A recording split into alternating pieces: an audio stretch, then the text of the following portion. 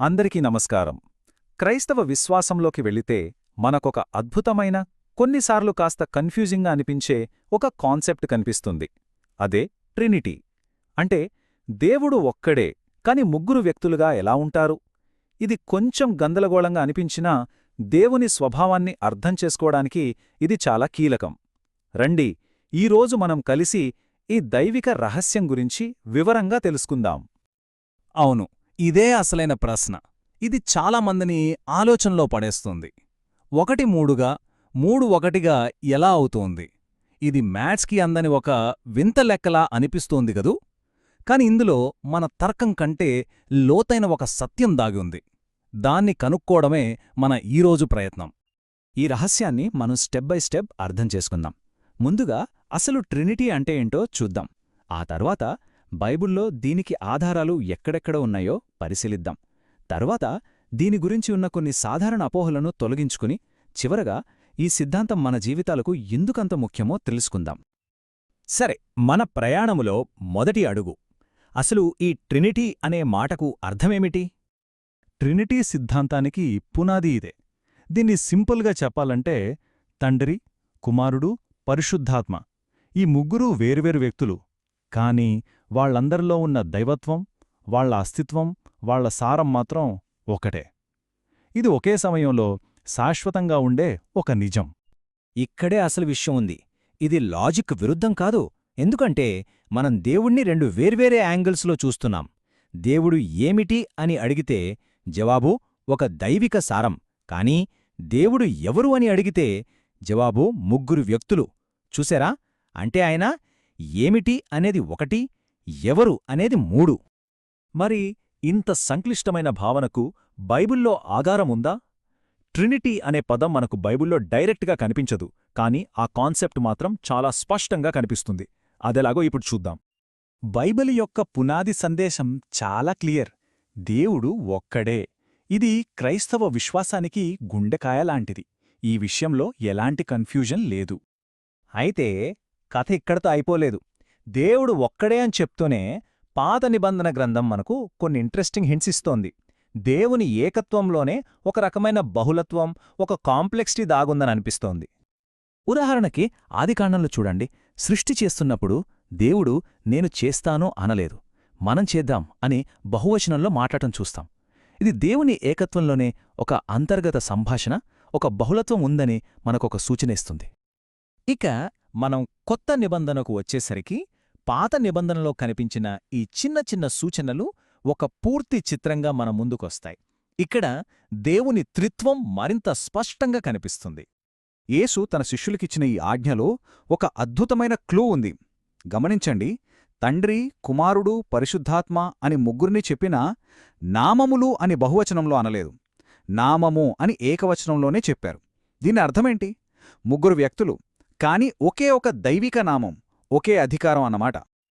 ఇంత లోతైన విషయం గురించి మాట్లాడుతున్నప్పుడు కొన్ని అపార్థాలు రావడం చాలా సహజం. చరిత్రలో వచ్చిన కొన్ని ముఖ్యమైన అపోహలను ఇప్పుడు మనం క్లియర్ చేసుకుందాం. ఈ సిద్ధాంతాన్ని అర్థం చేసుకునే క్రమంలో కొన్ని తప్పుడు అభిప్రాయాలు పుట్టుకొచ్చాయి. ఉదాహరణకు త్రిదైవవాదం. ఇది ట్రినిటీని ముగ్గురు వేర్వేరు దేవుళ్లుగా పొరబడుతుంది. మోడలిజం ప్రకారం దేవుడు ఒక్కడే, కాని కొన్నిసార్లు తండ్రిగా, కొన్నిసార్లు కొడుకుగా ముసుగులు మార్చుకుంటాడు. ఏరియనిజం అయితే కుమారుడు, పరిశుద్ధాత్మ సృష్టించబడ్డారు, వాళ్లు తండ్రితో సమానం కాదంటుంది. కాని సరైన సిద్ధాంతం వీటన్నిటికీ భిన్నంగా ఆ ముగ్గురు శాశ్వతంగా, సమానంగా ఒకే దేవుణ్ణిగా ఉన్నారని మనకు స్పష్టం చేస్తుంది. ఇలాంటి తప్పుడు బోధనలు వ్యాపించడంతో అప్పటి క్రైస్తవ సంఘ నాయకులు చాలా జాగ్రత్తపడ్డారు. ఈ దైవిక సత్యాన్ని కాపాడకానికి చాలా ఆలోచించి ఖచ్చితమైన పదజాలాన్ని వాడటం మొదలుపెట్టారు. ఇక్కడొక ఇంట్రెస్టింగ్ ఫ్యాక్ట్ ఉందండోయ్. మనం ఈరోజు వాడుతున్న ట్రినిటీ అనే పదం లాటిన్లో ట్రినిటాస్, అలాగే వ్యక్తి అంటే పెర్సోనా. ఈ పదాలను మొట్టమొదట వాడింది టెర్టూలియన్ అనే ఒక పాతతరం వేదాంతి. ఆయనే ఈ భావనకు ఒక భాషారూపాన్ని ఇచ్చారు. ముఖ్యంగా ఏరియనిజం అనే తప్పుడు బోధనను ఖండించడానికి సంఘం నైసీన్ విశ్వాస ప్రమాణం లాంటి అధికారిక ప్రకటనలు చేసింది. ఈ వాక్యం చాలా పవర్ఫుల్. యేసు సృష్టించబడినవాడు కాదు, ఆయన తండ్రితో సమానమైన సారం కలిగినవాడు అంటే పూర్తిగా దేవుడని ఇది బల్లగుద్ది చెప్పింది. సరే, ఇదంతా బాగుంది. ఈ వేదాంత చర్చలకు మన రోజువారీ జీవితానికి ఏంటి సంబంధం? ఇది కేవలం పండితులకేనా? అస్సలు కాదు. ఇది మన జీవితాన్ని ఎలా ప్రభావితం చేస్తుందో ఇప్పుడు చూద్దాం. ట్రినిటీ అనేది ఒక గొప్ప వేదాంత భావన, చాలా మంచిది. కాని దీనివల్ల ప్రాక్టికల్గా మనకు ఉపయోగమేంటి? ఈ పాత సిద్ధాంతం ఈ రోజు మన జీవితాలకు ఎలా వర్తిస్తుంది? దీనివల్ల మనకు 4 విధాలుగా ప్రయోజనం ఉంది. మొదటిది ఆరాధన. మనం దేవుణ్ణి ఆయన నిజస్వరూపంలోనే ఆరాధించగలుగుతాం. ఇక రెండోది రక్షణ. క్రీస్తు కేవలం మనిషి కాదు, పూర్తిగా దేవుడు కాబట్టే ఆయన బలి మన పాపాలను పూర్తిగా తుడిచివేయగలదు. మూడవది సంబంధం. తండ్రి, కుమారుడు, పరిశుద్ధాత్మ ఈ ముగ్గురితో మనం ఒక వ్యక్తిగత సంబంధాన్ని కలిగి ఉండగలం. ఇక చివరిగా మన సంబంధాలు. ట్రినిటీలోని ప్రేమ, ఐక్యత మన కుటుంబాలకు, సమాజానికి ఒక అద్భుతమైన ఆదర్శం. ఈ విషయాన్ని స్వయంగా యేసే తన ప్రార్థనలో ఎంత స్పష్టంగా చెప్పారో చూడండి.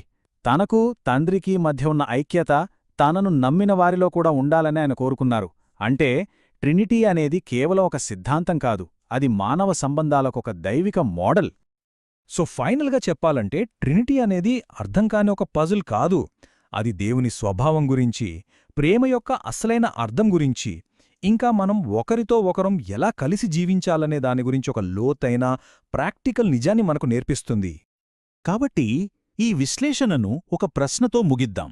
భిన్నత్వంలో ఏకత్వం అంటే ముగ్గురు వేర్వేరు వ్యక్తులు కాని ఒకే సంపూర్ణ ప్రేమ, ఒకే ఐక్యత. ఈ దైవిక నమూనా నేటి మన ప్రపంచానికి ఏమని చెబుతోంది? మన కుటుంబాలలో, మన స్నేహాలలో, భేగాభిప్రాయాలున్న మన సమాజంలో ఇలాంటి ఐక్యతను సాధించడానికి ఇది మనకు ఎలాంటి సవాలు విసురుతోంది? ఒక్కసారి ఆలోచించండి.